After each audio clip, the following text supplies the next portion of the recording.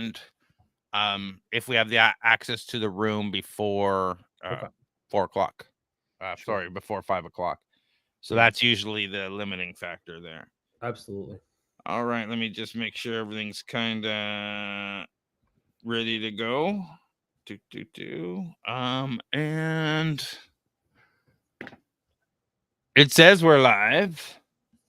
Awesome. Okay, I just got the notice, and I see that we're now appearing on the YouTube screens and whatnot. So life is And I've getting got 2 there. check marks on my end for my 2 streams. So Yeah, everything looks good. Thanks for those who are joining us. We'll get started in just a second. Yeah, that's about it, I guess. Let's if you're ready, John. I'm ready. Normally we doing a little banter ahead of time. Yeah, no, we've got we're going. I seen our next episode next week. We're going over some older topics that have been left in the queue, so to say. Yeah, and I might switch one of them up for that flying car Yeah. article since we have Yeah. time. And for those watching, well, it sounds like we'll be switching next week's time because of Startup Investor Drinks. We'll be switching next week's live till Thursday at 8 a.m. because we have an investor drinking event on that evening, and that leaves us a little haggard on Friday mornings, and our voices are a little rough. Welcome back to Futuretech, your weekly source for the latest in tech and innovation and business. I'm the startup coach, and with me, as always, I'm joined by John Irwin. How you doing today, John? I'm doing great. It's a sunny day. It's a little cold, but still a sunny day, so can't complain. Perfect. And you've shared me some links. Is that for after when That's we're for talking about? what's going on after. Perfect. Sorry, I Just should have sent making them ahead sure. of time. No, Yeah. it's absolutely great. I don't have all my links up yet, but what do you got going on this week? You were talking about the 111 event. Go ahead. Yeah, no. So what happened this week is Ryan Wong put on this amazing curated dinner of founders and C-suite people. Made a lot of great connections. That was a great event. We'll have to get you out to the next one. But it's in Toronto still. So yeah, but this next week we've got Startup Drinks TO the same night. There's actually 3 events going on, but there's one after all of them.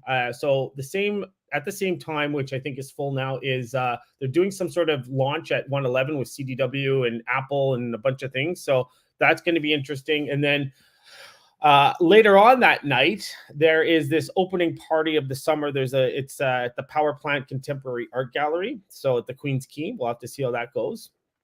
And then not on the 2nd, but later on this month, this is a really cool event that I love going to.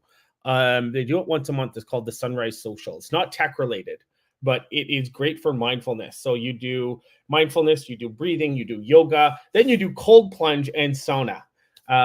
It's phenomenal. So much fun at the waterfront near Ontario Place there. So, but it's early in the morning. So Sunrise Social, it starts at 7 a.m. But lots going on. But my most favorite one coming up is obviously Startup Drinks. Yeah, startupdrinksto.com. We do it every month. It's actually twice this month, May 2nd and May 30th. We'll talk about it again at the end. Yeah. But this first article is about harnessing DNA for next gen data storage. So we're just plugging in USB right into our arms, or what's going on? Yeah, Johnny Mnemonic. You remember the movie Johnny Mnemonic? Yeah. That's what we're doing. No. So this is cool. So the article discusses some recent advances in using DNA to store digital data at ultra high densities, obviously, because we know data can store billions and billions of data, of gigabytes of data. So researchers have what they've done is they've developed a highly optimized end-to-end system that can store up to 1 exabyte in a single gram of DNA, which is over. So this is where I was going here. 1 billion gigabytes. So just to put that into perspective, your phones probably have 100. No, is it 1,000? 1,000 is 1 terabyte. 1,000, you might have 1 terabyte, 256 gigabytes.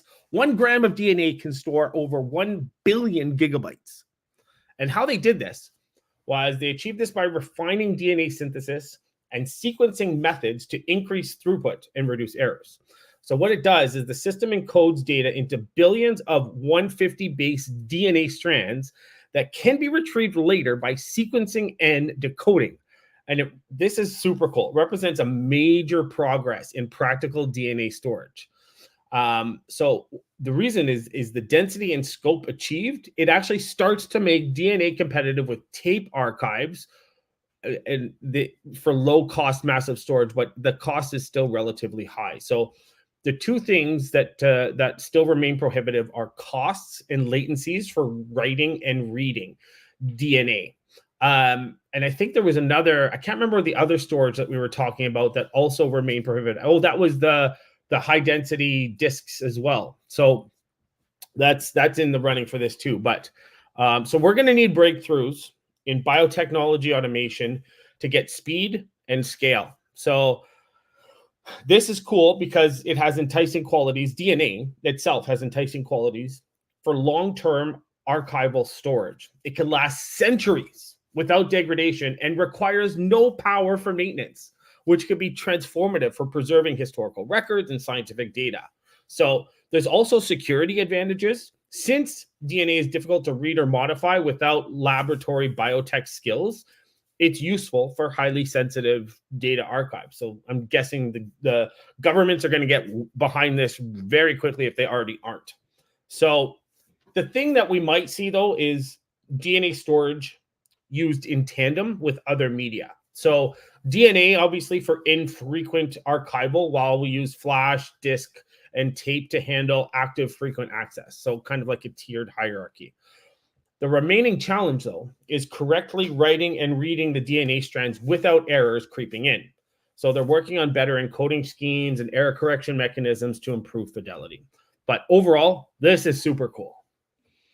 Yeah, and just to put some of this in perspective, we were talking about the petabyte optical drives, which might change the face of storage. But an exabyte is, or exabyte is 1,000 petabytes, or one quintillion bytes, or a million terabytes. Yeah, Like, or a billion gigabytes. Yeah. Yeah. So if you're thinking about, you got a terabyte hard drive as a large hard drive sitting on your desk, or maybe one of the larger ones you can get in your unit, it's 1 million of those. Yeah. So in 1 grain of DNA. So this is at our current technology. This is really interesting stuff. We had a few comments last time about the petabyte storage. People were talking about whether this would impact the storage industry on our comments, and somebody was saying that this would hit the enterprise first. And for me, it depended on throughput or not, and where I would see something like the petabyte drive is maybe we're going to see a potential race to future standards. If anybody's old enough to remember the iOmega Jazz drive and the there was another one, zip drive. Yeah. Zip drive. That Yeah. had those little things. I could easily see the proliferation of those types of things until standards settle out again. Sure. If the throughputs don't reach the right level. But you were talking about really high throughput with DNA. No, low throughput right now. Oh, okay. Yeah. So the some of the disadvantages right now currently. So the speed, so reading and writing is super slow compared to digital storage. So it's not yet viable for active fast access. The other things too are just to get into this, it's extremely expensive to synthesize and sequence DNA because you got to do it in a lab. So digital drives are far cheaper on a per byte currently. And because it has to be in a lab, so you have to use high expertise in biochemistry and genomics. Whereas digital storage just needs basic IT skills, and then reliability. So right now there's a lot of bit error rates. So redundancy is needed to compensate where digital media have a much lower rate intrinsically. So there's the throughput isn't there. But what I was talking about is if you pair it with something that has a better throughput, like flash drives or anything like that. Yeah, and we're looking at current data generation's impending storage crisis. We never actually talked about this. This is a referring article from Okay. the one we were talking about. It says the growth in digital era over the past few decades has been enormous. About 10 years ago, the amount generated was approximately 1.8 zettabytes. It's now that is 1.8 trillion gigabytes. In 2018, it was 33. They expected to be 175 zettabytes by 2025. We're So That's yeah. crazy. That's 175 trillion gigabytes. Yeah, and this is the first practical demonstration of storing digital information in DNA was the use of NGS technique that encoded 658 kilobytes of DNA, achieving a 5.5 petabits per millimeter cubed. Yeah. So this is a back a ways, but I'm curious as to, are we talking about what does this mean? Are we the memory storage of the future, or as we get on to other articles we're going to be talking about, because DNA doesn't necessarily mean us. It doesn't even necessarily mean anything really living. No. It could. Yeah, It could. So DNA, and again, remember we talked about RNA and DNA before when it wasn't related to us. We were talking about the folding and all that sort of stuff. So when the problem here is a lot of people, when they hear DNA, they think the human body and things like that, which makes sense. But DNA it can be used for multiple different use cases. But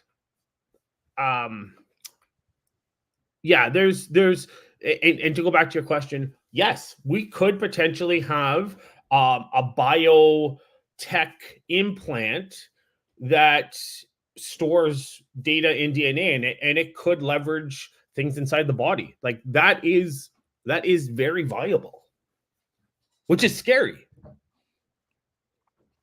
indeed, it's scary for a number of reasons. Like, if you're carrying the data around on you, like physically inside you, you are the data, or is it some lump of whatever? We actually do some combination of DNA and electronics that we actually have to plug into that sits on our desk. That's some future tech cyber organism. Yeah, yeah, and we're getting into we didn't cover this before, but we're getting into the Terminator kind of stuff, because if you just I don't know if you saw that new Boston Dynamics robot that can get up off the ground itself. You give it all this storage and all this data, you've got unlimited capabilities with that thing. Yeah, have you seen the new one? Like the old one Yeah. is, the new one The new is. one folds itself and like is yeah, it's scary. It reminds me of John Cameron or James Cameron's Terminator movies. John Cameron, Jesus. Sorry about that. Yeah. Okay. That's the Here we go. robot dog with the flamethrower. That's scary, crazy. Yeah, absolutely. Look at this friggin' thing once it gets going. Yeah. I mean, now, well, it's not. Let's be clear. This is not for military use, according to everybody. No, no, no. We're not going to use this. Look, is this not scary as crap? Can you imagine this? And it's wait till it starts shooting flames and in this video, because it's a flamethrower wielding dog, and I guess it's used to fight fires or whatever. Yeah, because Um, they set fires to stop fires. It's control. weird. Yeah, the controlled burns, and they stopped Yeah. doing them years ago, which has caused a lot of the issues with the wildfires getting out of control. But we're coming to the exciting part where you can really, can you imagine? Everybody wants one. They're only like 8 grand or something. So it's like, well, let's have Really? one for the house. Yeah. Can you Yeah, imagine? that's a great guard dog. For sure. No one will mess. You know what? That'll eliminate all of the car thefts in the GTA. Just put those out. Yeah, and not to go down that track, but how about some real police on that rather than some statement about leaving your keys by the door? Oh my god, I know. I'm sorry. No, you want to know the solution? Well, not really, because they are there is that relay that they're using, but if they're actually coming in and taking the fob, then you can't steal it. But if they're using the actual relay, you just put your key in a Faraday cage, and then they can't relay that signal to the car and open the car. But we digress. Yeah, I mean, it's just, there's one thing to say, leave your keys by this door so they can take it, and it's another thing to come online and say, we know this is happening. We are doubling our efforts to catch these guys. We've got agreement from the courts to prosecute them to the maximum extent of the law, and we're coming after you, and we're going to find you. Yeah. No, go ahead and take the cars, leave it by the thing so they can get it. Like, those are two different messages from the police, and which one do you want to hear? Yeah. No, that's crazy. And just a quick side note, they didn't. I was just curious, so I did a quick search. I couldn't find the precise storage for the thing inside of Johnny Mnemonic's head in the movie. I was just curious to see how far their thought was as far as the storage, but it doesn't say. So yeah, I can look that up later. Yeah, it's an interesting story. Yeah. So, and you were talking about like DNA and how cells store genetic, like not really, but like like our DNA versus that. So the similarities is that they both use a 4-base code. So they both utilize sequences of the 4 nucleic acid bases ATCG to store information. They both have long chains. So there's digital data encoding, which also arranges bases sequentially into long DNA strand change, and there's redundancy. So cells have redundant DNA sequences, and data storage adds redundancy for error recovery. Now, this is where we get into the differences. So there's no genes. So digital DNA isn't encoding proteins or genes like in cells. So the sequences have no biological function. The other difference is synthetic. So DNA storage is artificially synthesized without using living cell machinery. The other thing is encoding schemes. So there's special algorithms that convert binary data to base sequences for storage efficiency. So cell DNA has its own evolutionary coding patterns, which are different than this. So there's a lot of differences between biological DNA and this digital storage DNA.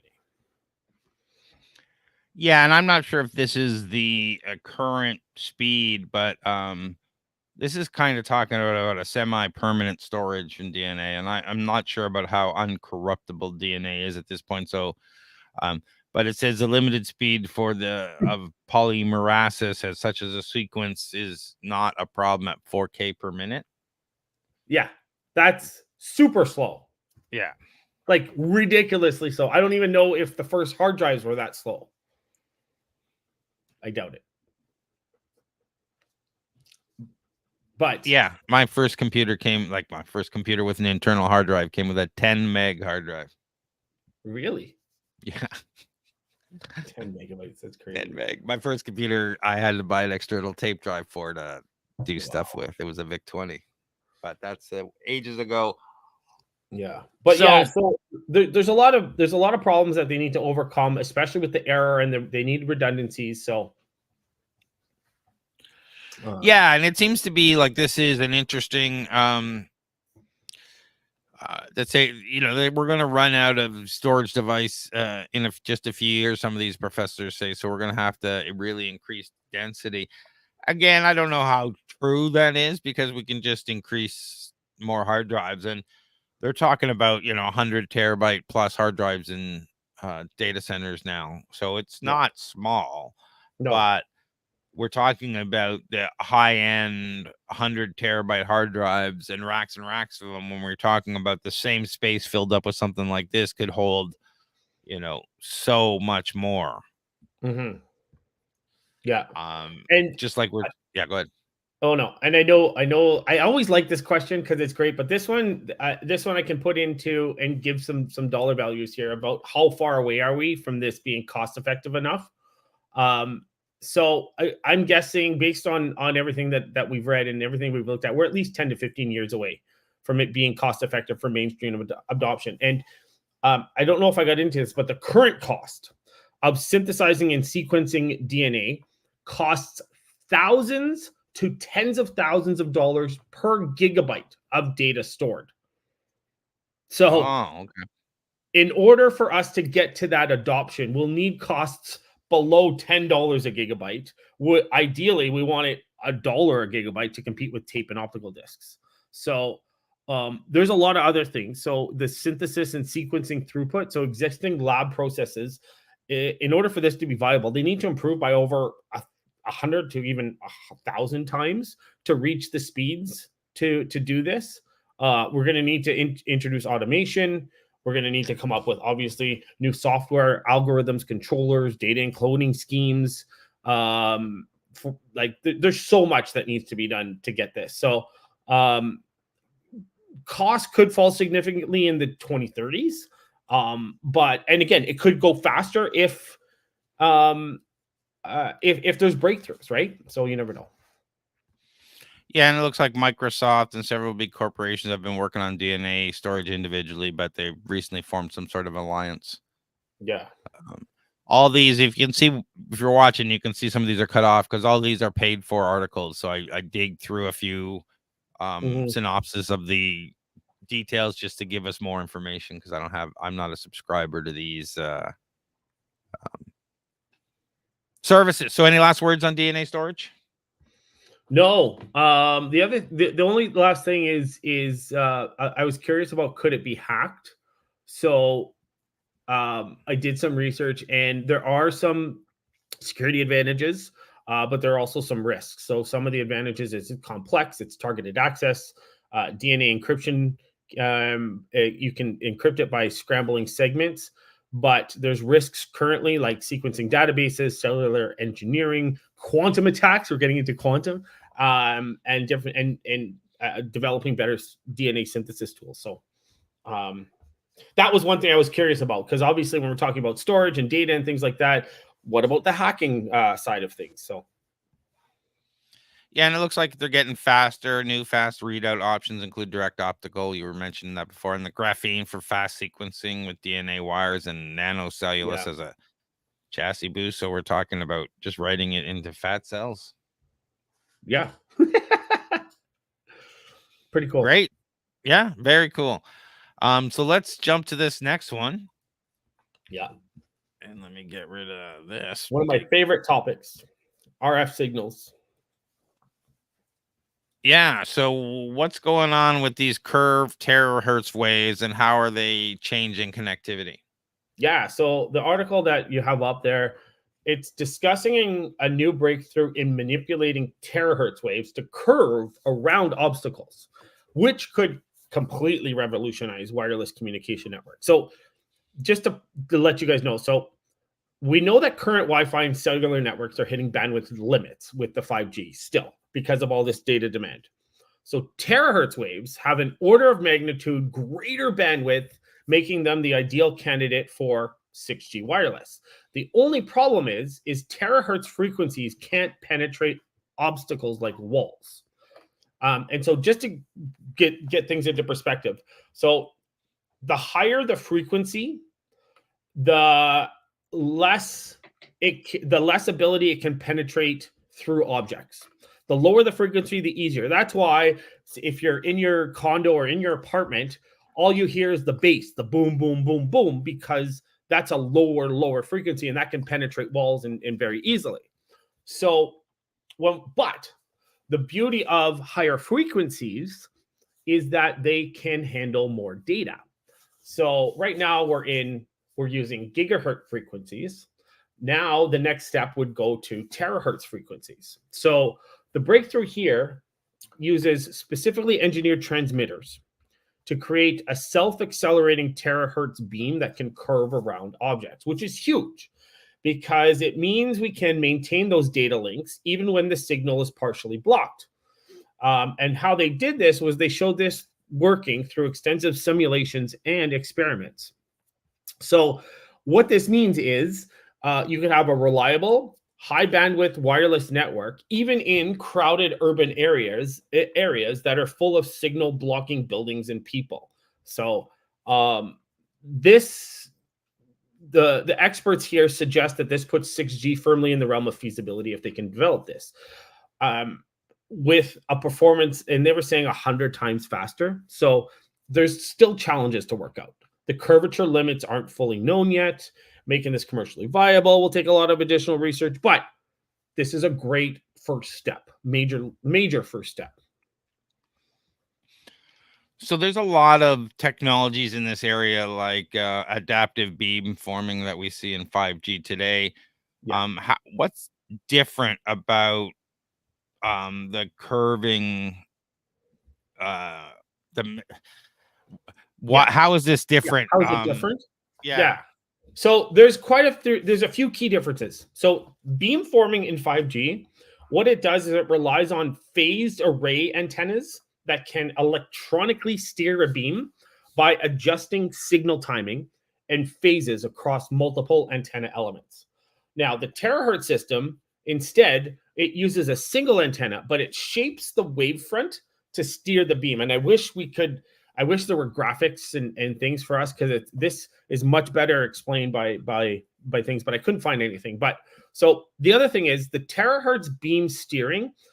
It exploits a natural momentum of propagating electromagnetic waves to curve along a specific trajectory. So by precisely controlling the initial wave shape, they enhance the natural bending effect of the beam. So they're utilizing physics essentially to do this, as opposed to multiple antennas and technology and things like that. So the other thing is current 5G beamforming. It's limited to kind of a relatively simple steering and focusing in different directions, whereas the terahertz beam, what they can do based on the research and what they've shown, is they can take a much more complex curve path and even wrap around objects, which is really cool.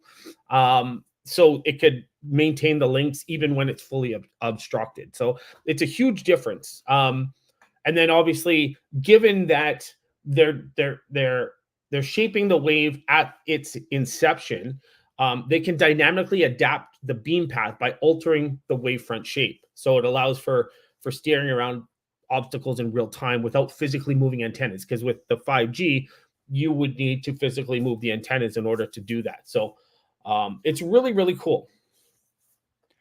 So we got a limit image up here that kind of has it curving around waves to different Yeah. devices. So is it that, it's constantly trying to figure out what the best curved beam a wave is to send you for maximum efficiency? So that's where Or when it drops below a certain level? Like, I understand. So I got a curved beam. Is it random, or is it like, okay, I'm talking to you, but our signal's only this percent, so let me test other curvatures, I'm angles? How does it know? Yeah, I'm guessing it'll be some sort of machine learning algorithm that'll be like, it'll be a constant communication. And just like how right now our cellular phones switch from tower to tower, it'll probably do that, but much more sophisticated, and also attempt to send out a different curve maybe at the same time, or multiple curves, depending on how many antennas are built in. So what I'm envisioning, this is just me, I don't know, but you could probably have multiple antennas within one kind of like an antenna array that can curve multiple beams in multiple different ways at the same time.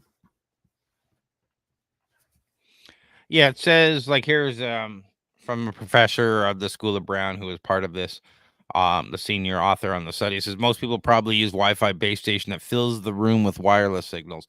No matter where they move, they maintain the link. But at higher frequencies, what we're talking about is you won't be able to do that anymore. Instead, it's a directional beam. And Yeah, if you move around, that beam is going to have to follow you in order to maintain the link. exactly. So, Which is so why I think the antennas are going to, like, in real time, like, send out different curved waves, or different curved, frequencies, or waves. Yeah. yeah, because it goes on to say if you move outside of the beam or something blocks it, then you've not got a signal. This is what we're talking about when we were talking about the terahertz waves and the penetrating the house, right? Yeah. Even the gigahertz waves, the 5G, you have no idea, or maybe you probably do because you know your stuff, but for the 5G technology, they need way more antennas than they did for 3G or 4G. because it's a higher frequency. So, Yeah, and it's only going to get and worse.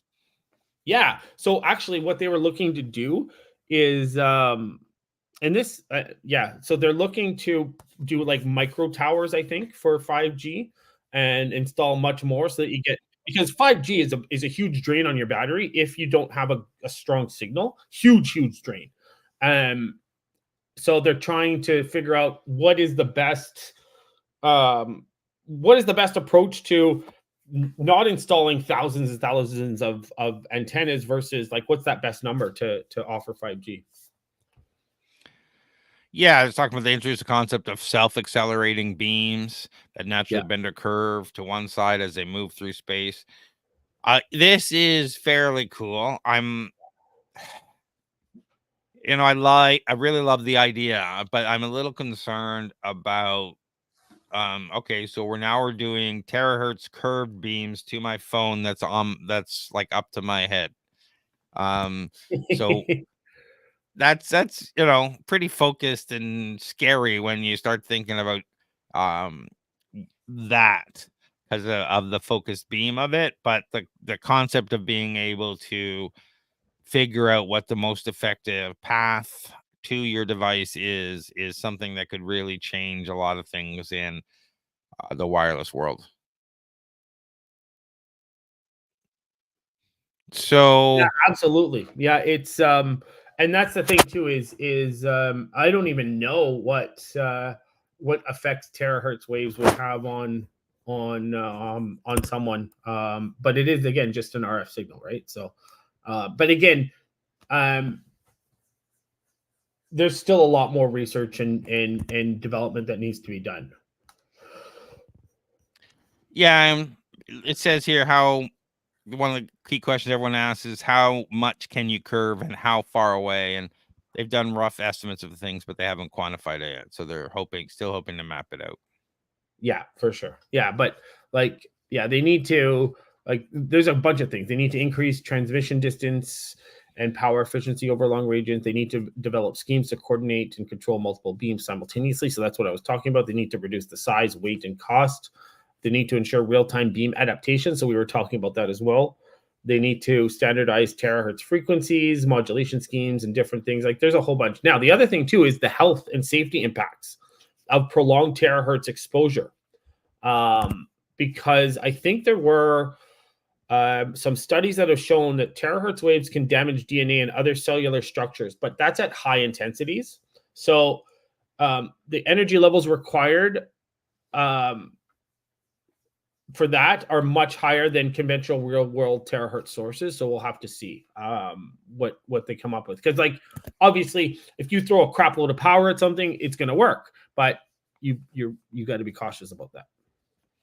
Yeah, and I was highlighting here at the bottom of the article, this is partially funded by the U.S. Air Force, so that's the military out there, and it makes a lot of sense from a communication and potentially weaponization of this kind of technology. Absolutely. Yeah. It Yeah. still doesn't.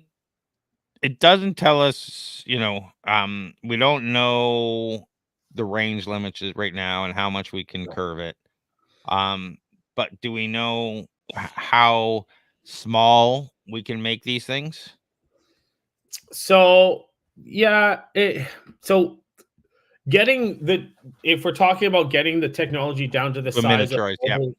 of mobile devices, that's going to be challenging, but also game changing. So there's a couple things. There's power consumption. So terahertz, wow, hitting puberty. Terahertz components like sources and amplifiers, they tend to require high power levels today. So they're going to drain your batteries quickly. So they're going to have to come up with more energy efficient designs.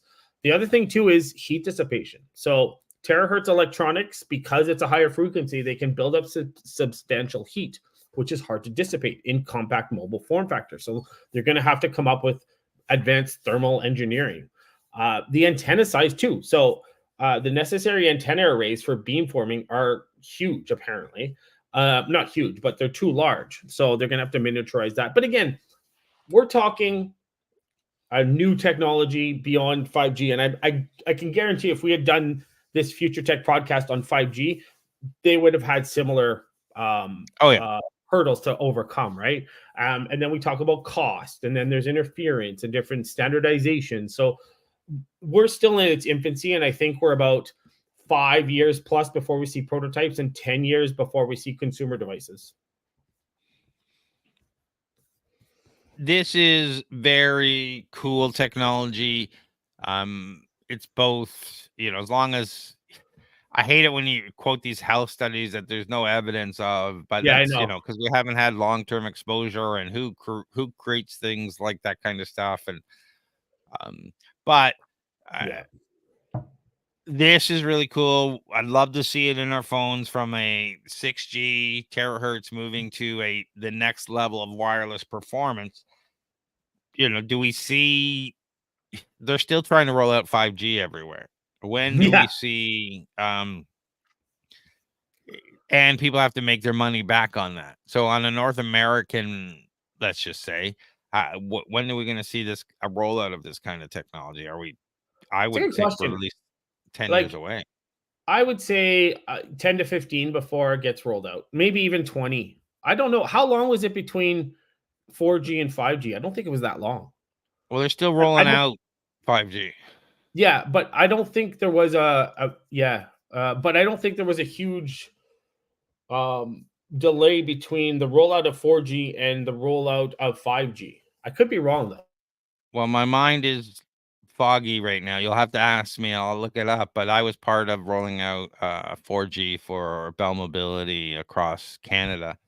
So I can go back and tell you when that was happening. But it was right before the Olympics was held in Vancouver, because that was the big push that year to get everything deployed. So Yeah. they get So all that. yeah, so 4G networks, they became commercially available around 2009 and 2010. Major US carriers began around 2010. 5G networks began initial limited deployments around 2019 in the US in 2019. So it was about 10 years between 4G and 5G. Yeah, so we were rolling it out in 2009, 2010, Yeah. with Bell and Telus. There was a shared HPSA network across Canada. Yeah. Yeah, but So like, it's interesting. yeah. Yeah. Go ahead. But like it's so we're in 2024. It was 10 to 14 years, between them, because Yeah. it's a huge investment, right? That's the problem. Is it's not so much, hey, we got this technology, let's deploy it. It's that, like, we really just spent hundreds of millions, if not billions, deploying this 5G network, and now you're telling me, hey, here's 6G, go ahead and deploy it. It's like, Yeah. we have to The thing recap is our though, money.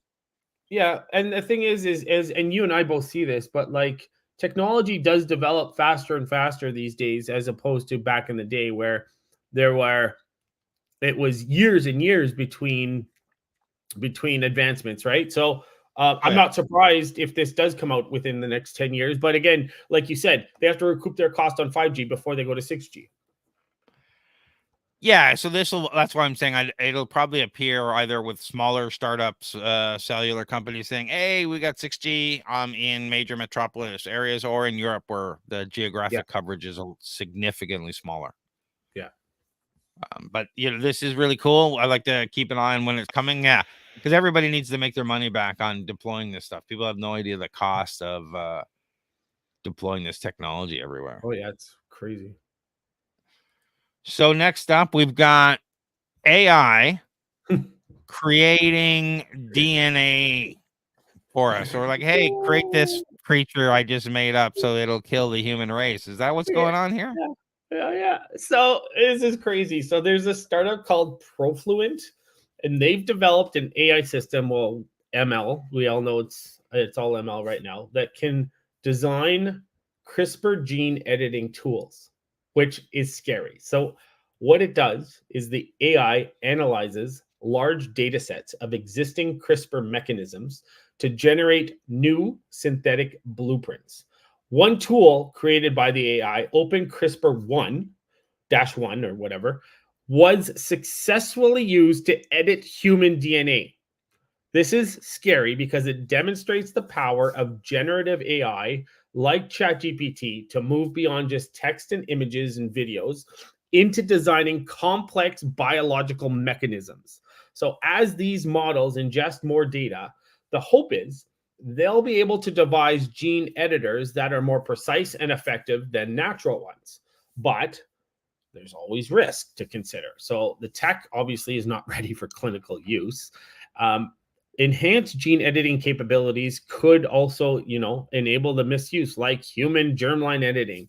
So we're getting into government and all that sort of stuff, but strict regulations are going to be essential. So this is fascinating, but obviously it's not entirely surprising because there's been articles that I've read where they're using generative AI to come up with new ways to fight infections and new drugs and different things like that. So this is not surprising, but there's a lot of potential safety and ethics and oversight that's going to be needed for this, but still really cool, but also scary. Yeah, I like the concept of open CRISPR. The CRISPR technology needs to move forward and come Yeah. down in price and stuff. So the moving forward, I like. I'm really a little unsure about getting AI to edit DNA because let's face it, it generates nothing but crap for me most of the time. I mean, some of the stuff is usable for sure, but it makes up stuff. We've heard those horror stories where Yeah. people submit their legal briefs and they use ChatGPT and just made up cited legal cases that don't exist and stuff. Yeah.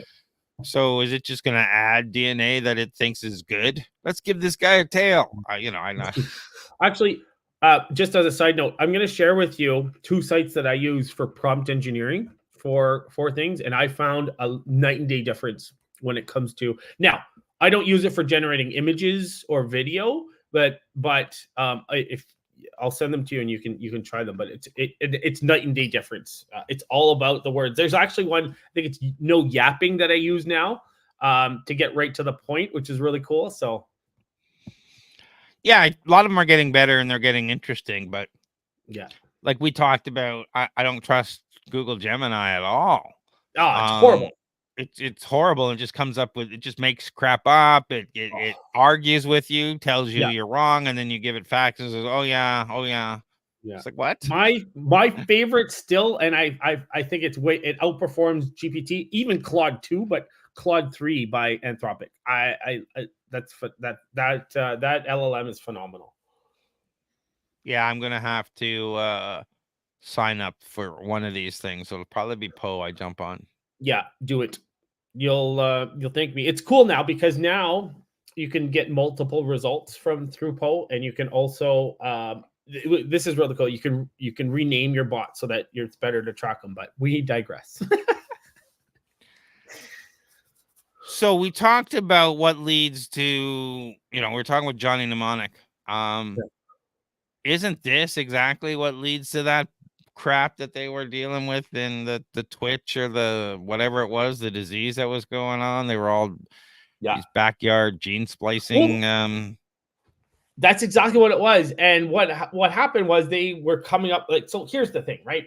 And this is always going to happen as we evolve and as we come up with new technologies, but there's always going to be new hacks or viruses that are going to come out. And I think that was the problem. There was some sort of, it was low quality gene editing that was causing some sort of disease in Johnny Mnemonic. And that's the scary part is as we get up to this, because right now we haven't gotten to the point where we're really modifying ourselves, our DNA and things like that. Like we're taking medication, which we really shouldn't, but and different things like that like and we can get into the vaccines causing changes in DNA and all that sort of stuff, the RNA stuff, but that's not proven. But this is actually scary because you would be potentially modifying strands or sequences of DNA within your body, and you're getting AI to do it. And you go back to the RNA stuff, and you're absolutely right. Not almost all the claims are not proven. The problem is we haven't had 10 years of the scientific studies and stuff to prove or disprove any of this. So on either sides, they're making claims. They're like, well, are any of this true? Or are you just predicting it's going to be true? Yeah. Because we just don't know. And it's great that we're testing this stuff. I just think that we need to go in a little more eyes open that, I agree. what you're saying is not necessarily fact, because we're still on the burgeoning edge of We're this. on, yeah. Short term, there hasn't been anything, but we don't know long term yet. Yeah. And, just keep all of that in mind, because Mm-hmm. we, time after time, generation after generation, we've seen this. Oh, everything's great. And then, 10 years later, oh, yeah. What was thalidomide back in the 50s, 60s, where, all the deformed kids were coming out because of stuff they were giving the mothers to protect the babies. Yeah. And anyway, I don't want to get into it. Long-term studies are the way to go to make sure everything's safe and that we know what we're doing. We don't know the long-term effects of messing with our DNA right now. No, we But don't. No. a lot of this stuff is cool. I love what CRISPR's doing. When I say messing with our DNA, we're talking about data storage. We're talking about rewriting DNA. So there's a lot of stuff Yeah.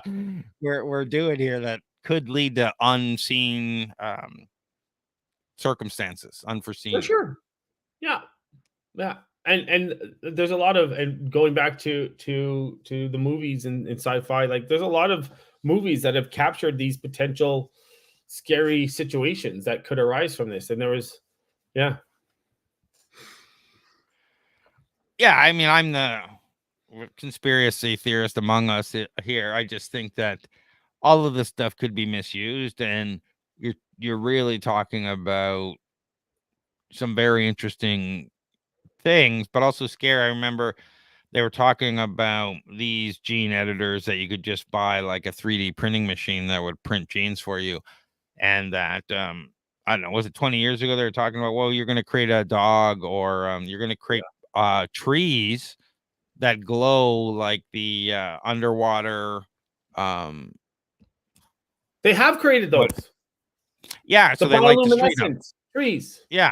There you Yeah. go. Bioluminescence. So they light up the streets. They created them, but why aren't they lining the streets now? What's the problem?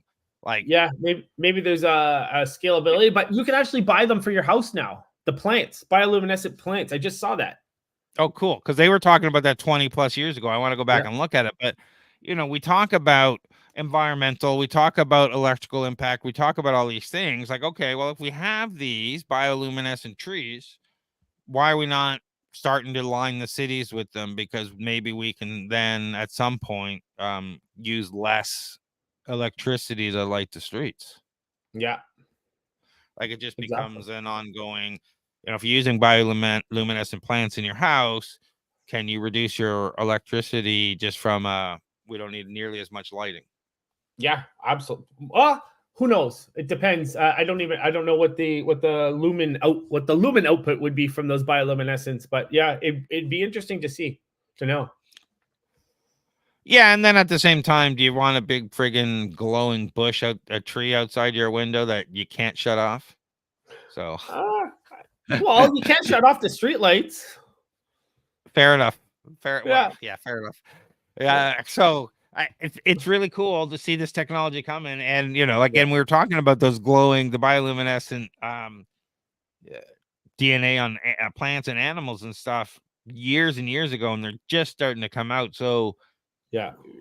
when are we gonna see some impact? Do we see? No, I don't mean down to our level, but we know that we were talking about CRISPR gene editing technology, and they got the cure to sickle cell, and it's about $2 million. A number of episodes ago. Yeah. Remember, we're talking about, can you put a price to a cure? Is something like this going to bring that cost down, or is the cost still involved in the equipment and all of that going to be No. like? So here's the thing: is like this is just you're leveraging AI technology, which is relatively cheap, like as far as compared to other, like you can create your own LLMs essentially, right? And you're leveraging that for a technology that's been around for many years. It's still pretty high cost, but there's a few things that come into play in order for this to become a reality. So the current AI models based on the article that I read, They're still relatively simple and limited compared to the complexity that we'll need to robust medical therapies. So it's going to require a lot more data and algorithm development. There's the manufacturing, so scaling up in production for achieving a quality control for synthetic biology machines is difficult and expensive. So the delivery method, so getting gene editors efficiently into human tissues in the body is very challenging, depending on the organ and the condition. So they're going to have to come up with advanced delivery mechanisms, and those are still lacking. The safety testing, so they're going to have to test it in cells and potentially animal models over years. And yeah, they're going to have to test for off-target effects, toxicity, dosage, safety consideration, tons of different other safety considerations. And then we talk about clinical trials, regulatory approval. Like, there's so much. So again, we're at least 5 years away from seeing this as a routine clinical option. But again, if it's accelerated and we come with and we come up with breakthroughs like we have, we could see human trials in 3 to 5 years potentially, I'd say. So the conspiracy theorist in me goes, okay, now we're getting AI to create DNA. Will it create, a monster? And, or will I be able to go and order a new type of creature as a pet? So potentially, like, so based on what this article said, okay, so, and this is not going to quash your conspiracy, but the AI is what they're saying is trained on large data sets of existing functional mechanisms, CRISPR mechanisms that have been vetted by scientists. They've also probably put constraints on the search space of possible designs to eliminate implausible or risky sequences. But again, that's just a constraint that can be lifted, right? So the AI generates candidate designs, which are then rigorously tested in the lab by scientists for viability and safety. Again, it's going to come down to the tests. It's going to come down to the actual people who are developing this, because like the people who are developing the algorithms are introducing biases in the algorithms already. So what's to stop them from introducing biases in this, right? Yeah, I agree. They're so like on the screen here, we're talking about, I dream of a world of CRISPR on demand within weeks versus, what have you. And a bad actor is someone who is unethical and is not worried about whether or not they use AI created editor or not, or don't worry about the consequences. Yeah. So there's a lot to unpack with this because it goes down a path, but I really like that because we're talking about, genetically modifying human embryos potentially, undesired side effects like we've seen where we have a cellular breakdown and it starts triggering cancer and other things. And what do we call it when we're replicating DNA? The gray blob? Is that I can't remember. The self-replicating DNA where everything just explodes into a gray goo or a gray blob? Yeah, exactly. So we've got some very interesting technology. I love where this is going from. If it's $2 million to cure sickle cell in a person, maybe that'll be $10,000 in a few years with the proper tools, and maybe we'll have 10 or 12 more, or even dozens more cures for different things that we haven't had. Yeah, who knows? Yeah, or we could be creating monsters. Like I can you create me a guard dog that will fend off the flame-throwing Boston Robotics dynamic dog, please? Yeah, exactly. But all right. This is unlimited capabilities, but because of the unlimited capabilities, there's a lot of things to worry about. As always. So what do you got going on, John? Yeah, so we've got we talked about it at the beginning, but those of you who weren't listening, we've got Startup Drinks TO next Thursday, May 2nd. I'm excited for that. Oh, the Sunrise Social. So this is on May 26th. So we'll be talking about this a couple times, but I love this event. You do breath work, you do cold plunge, you do sauna, mindfulness, yoga. It's a great event. It's first thing in the morning. If you're not an early riser, still get up and do this. It's really, really great. They usually give you a goodie bag too. It's put on by a great company as well, Unbounded. And it's on a Sunday, 7 to 11. Honestly, you'll feel phenomenal the rest of the day after that. So that's a great one. If you're going to come out to Toronto, starts next week. After Toronto starts, there is this opening party of the summer. Let's talk Startup Investor Drinks, May 2nd, 6 p.m. Workhouse. This is great because I'm trying to follow you, by the way. Yeah. No, sorry. I know I'm all over the place. So for your ticket, the cost of your ticket, you not only get drinks and pizza, but you get to pitch yourself, your idea, your business, yourself, whatever you want. You get up there and pitch, and sometimes you'll get some feedback as well, which is great. You'll get to meet entrepreneurs, investors, individuals. It's a great, great event. And there's this guy potentially, if he's going to be there, Will Greenblatt. He does a great starting just before everyone does all their pitches, and he'll give you some strategies and things like that. It's phenomenal. It's a great event. Come out to that. And that's in 6 days, 9 hours, 3 minutes, and 33 seconds. Will be there, by the way, as of recording this. But then after that, there is an opening party at the waterfront at the power plant. It's an art exhibit and things like that. Tickets are free. So if you don't want the party to end after Startup Drinks, you can head over to this because it goes from 8 to 11. Yeah, come by Startup Drinks TO. See the pitches. Pitches start shortly after 7. If you want to head out at 8 o'clock to hit this summer party, we usually close the bar at 8:30 and are asking people to leave at 9. So you got plenty of time to get over there. Yeah. And John, you help people with funding. I do. Yeah. Shred, any kind of funding, government funding. I know there was a lot announced in the federal budget. We don't know where those funds are going yet or what they look like, but there's some great opportunities. But if you need anything for your business in Canada, feel free to reach out. Non-dilutive funding. Yeah, that's John Irwin on LinkedIn. Check out everything we do at torontostarts.com.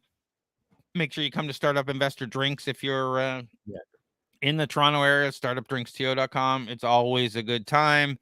And if you're stuck in your business, not getting sales, not finding clients, not being able to deliver a good service or product, check out startupcoach.ca. Let's have a discovery call and get you unstuck and moving forward in your business so you can actually grow and stop sweating the small stuff. So give me a call so we can do that. That's about it for this week. And remember, next week we're on Thursday morning instead of Friday. Yeah. Same time, just different day. Thanks, everyone. Thanks, everyone.